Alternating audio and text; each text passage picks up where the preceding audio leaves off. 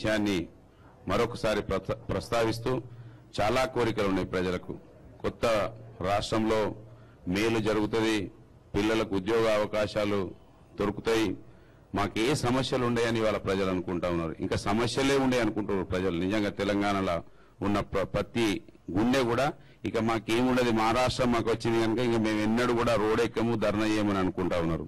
అటువంటి పరిస్థితుల్లో ప్రజలు ఉన్నారు కనుక చాలా ఆశలు ఎక్కువగా ఉన్నాయి. మరి ఎట్లా తీరుస్తామో వేచి చూడాల్సిందే.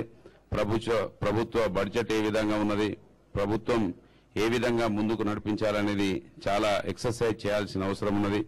అసెంబ్లీ వ్యవహారాలు, ప్రభుత్వ పనితీరు ముందు నిర్ణయం జరుగుతుంది కానీ ఇప్పుడే ఏం చెప్పలేము. మాకు కూడా నిజంగా ఇంతకుముందు మా నియోజకవర్గంలో ఎమ్మెల్యేలు అంటే ఏదో హైదరాబాద్కే పరిమితమనే పద్ధతిలో ఉండేది.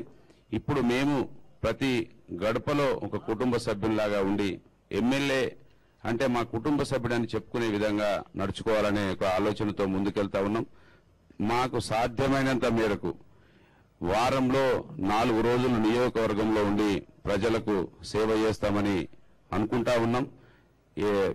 ఎంత వీలైతంత ప్రజలకు అందుబాటులో ఉండాలని అనుకుంటా ఉన్నాం. 4 కోట్ల మంది ప్రజల నిజంగా కోరికలు చూస్తే భయమేస్తా ఉన్నది. మరి ఏం జరుగుతుందో, ఎదుటి వాళ్ళను ఏ విధంగా ఓడించారో కళ్ళతోటి చూసినాం, మమ్మల్ని ఏ విధంగా గెలిపించారో కళ్ళతోటి చూసినాం. కనుక మాకు కూడా భయమేస్తా ఉన్నది. ముందు కాలం నిర్ణయిస్తుందని అనుకుంటా ఉన్నాం. మీకు మరొకసారి ధన్యవాదాలు తెలియజేస్తూ ముగిస్తా ఉన్నాను. Thank you. మీ పేరేంటి, మీరు ఏ నియోజకవర్గం?